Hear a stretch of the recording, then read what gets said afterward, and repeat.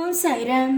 என் அன்பு செல்லமே, என்னுடைய அழகான தங்கமே, ஒவ்வொரு நிமிஷமும் உன்னுடைய வாழ்க்கையை பற்றி நான் அதிகமாகவே சிந்தித்துக் கொண்டு தான் இருக்கிறேன்.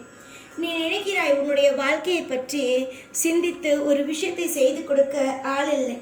தெய்வம் என்று வணங்குகிறோம். ஆனால் தெய்வம் கூட நமக்கு எந்த ஒரு ரூபத்திலேயும் எந்த ஒரு உதவியும் செய்யவில்லை என்று நீ நினைக்கிறாய். ஆனால் அப்படி கிடையவே கிடையாது. தெய்வமானது உனக்கு உதவி செய்யவில்லை, உன்னை பற்றி யோசிக்கவில்லை என்று யார் சொன்னது? உன்னை பற்றி யோசித்து உன்னை பற்றி ஒவ்வொரு விஷயத்தையும் செய்து கொடுக்க நீ வணங்கும் தெய்வம் இருக்கிறது. நீ பூஜை எடுப்பதும் நீ வேண்டுதல் வைப்பதும் ஒரு காலமும் ஒரு பொழுதும் வீண் போகவே போகாது.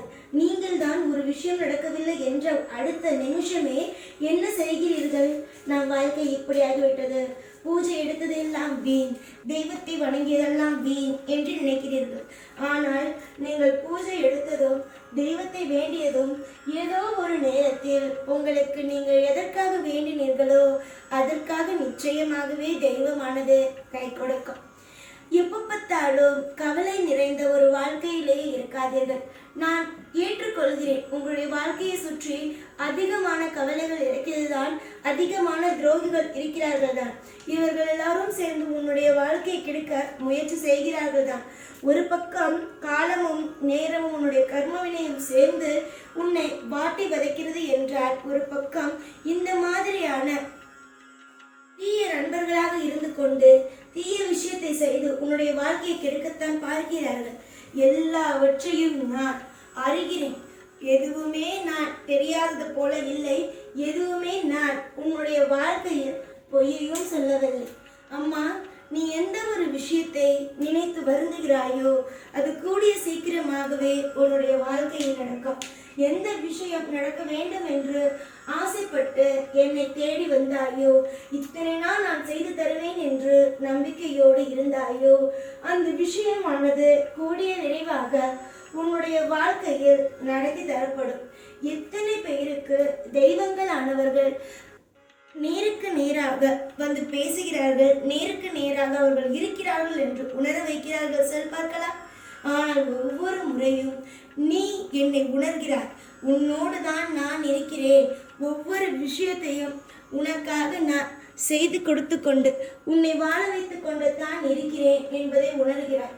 ஆனாலும் சில சமயத்தில் உனக்கு கஷ்டம் வரும் பொழுது இவ்வளவு வேண்டினோம், ஒவ்வொரு தெய்வத்திற்கும் ஒவ்வொரு வேண்டுதலையும் வைத்தோம், எல்லாருக்கும் வைத்து வேண்டுதல், ஒரு நிமிஷம் எனக்கு அவசரப்படும் பொழுது கூட உதவி செய்யாதா என்று நினைக்கிறார். உனக்கு சாதாரணமாக ஒரு விஷயத்தை சொல்லட்டா? ஒரு விஷயம் உனக்கு நடக்கிறது, அதற்கு எடுத்த உடனேயே நான் உனக்கு உதவி செய்து விட்டேன். ஆனால் அந்த உதவியானது உனக்கு எப்பொழுதுமே தேவை, வேண்டும் வேண்டும் என்று தோன்றும். நீயாக எதையும் யோசிக்க மாட்டாய். நீயாக இந்த விஷயத்தை செய்ய வேண்டும், அந்த விஷயத்தை செய்ய வேண்டும் என்று உனக்கு எந்த யோசனைகளும் வராது. ஏனென்றால் சிறிய விஷயமாக இருந்தாலும் தெய்வம் காப்பாற்றிவிடும், தெய்வம் இந்த விஷயத்தை செய்யும், அந்த விஷயத்தை செய்துவிடும் என்று நீ நினைத்து கொண்டு உன்னுடைய யோசனைகளை யோசிக்காமலேயே விட்டு விடுவார். அதனால்தான் உன்னால் முடிந்த வரைக்கும் உன்னை முயற்சி செய்ய வைக்கிறோம். முடியாத சமயத்தில் நாங்கள் வந்து கை கொடுக்கிறோம், வேடிக்கை பார்க்கிறோம். நீ செல்வாய் அல்லவா, தெய்வம் வேடிக்கை பார்க்கிறது என்று. ஆம், வேடிக்கை தான் பார்க்கிறோம். உங்களுக்கான தைரியத்தை கொடுத்துவிட்டு வேடிக்கை பார்க்கிறோம். நீங்களாகவே செய்வீர்கள். செய்ய முடியாத சமயத்தில் உங்களுக்கு உதவிகளை வாரி கொடுக்கலாம் என்று நாங்கள் வேடிக்கை பார்க்கிறோம். எங்களுடைய பிள்ளைகளுக்கு எவ்வளவு சக்தி இருக்கிறது, எவ்வளவு தூரம் தன்னம்பிக்கை இருக்கிறது என்று எங்களுக்கு தெரியாதா? எவ்வளவோ விஷயத்தை பார்த்து விட்டுதான் நீ இப்பொழுது இந்த நிலைமைக்கு வந்திருக்கிறாய். உன்னுடைய வாழ்க்கையில் இப்பொழுது பார்க்கும் இந்த துரோகிகள் எல்லாம் சாதாரணம்.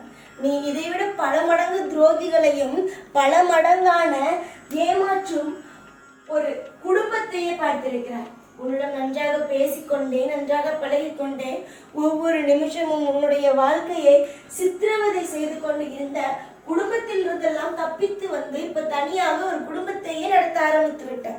இதெல்லாம் உனக்கு சாதாரணம். இப்பொழுது உன்னுடைய வாழ்க்கையில் சில விஷயத்தை செய்கிறார்கள் பத்தியா? இதெல்லாம் சாதாரணமான ஒன்று. அதனால் கவலையே படாதே. மேற்கொண்டு மேற்கொண்டு உன்னுடைய வாழ்க்கையில் உன்னால் முன்னுக்கு வர முடியும்.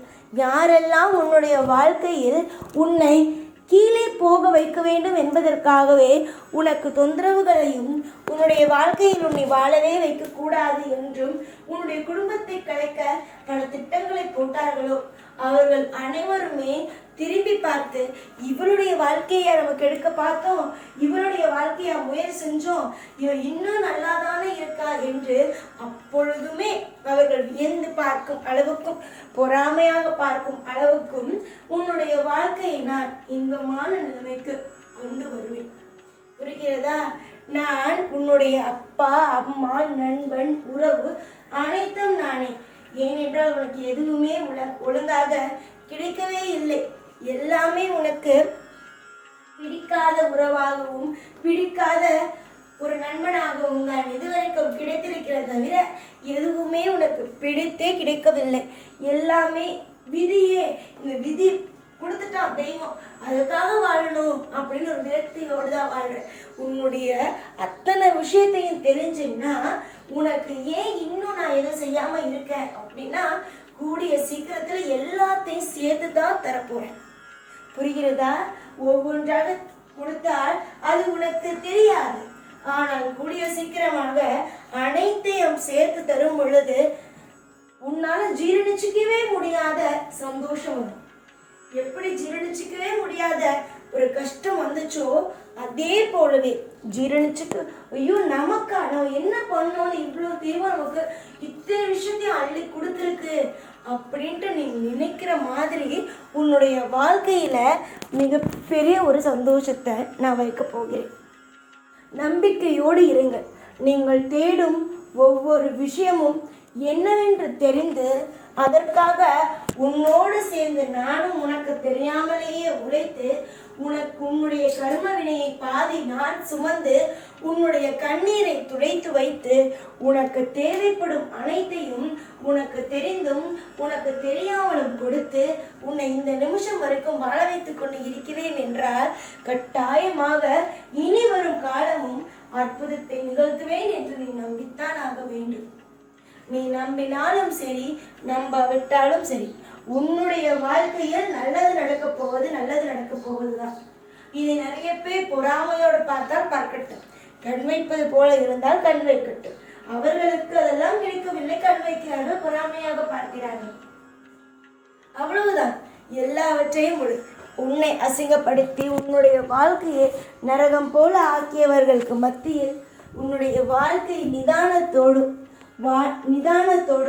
நிம்மதியோடும் எந்த ஒரு சண்டை சச்சரவும் இல்லாத ஒரு வாழ்க்கையாக வாழ வைப்பது இந்த சாயுடைய வேலை. சாயாகிய நான் இன்று மட்டுமல்ல என்றும் உனக்கான துணையோடு என்றும் உனக்காகவே எல்லா விஷயத்தையும் செய்து கொண்டு வாழ வைப்பேன். நிறைய நேரம் நிறைய விஷயத்தை அனுபவித்த நீ இனி வரும் காலம் உனக்கு பொற்காலமாகவும் இன்பத்தை அள்ளி கொடுத்து சந்தோஷம் நிறைந்த காலமாகவும் இனி அமையும். கவலை என்பது வேண்டாம். இனிமைகளாக உன்னுடைய வாழ்க்கை அமைய இந்த ஆசீர்வாதம் செய்கிறேன். தேடும் ஒவ்வொன்றும் உன்னுடைய வாழ்க்கையில் கிடைக்கட்டும். எதிர்பார்த்த ஒவ்வொன்றும் உனக்கு நிச்சயமாக நிலையாக கிடைக்கட்டும் என்று ஆசீர்வாதம் செய்கிறேன். நான் ஆசீர்வாதம் செய்பவர்கள் அனைவரும் நிம்மதியாகத்தானே வாழ்வார்கள். நீயும் நிம்மதியாகவே இரு. எப்பொழுதும் என்னாலும் உன் கூடவே இருந்து உன்னை வாழ வைப்பேன். இந்த சாய்நான். ஓம் சாய்ராம்.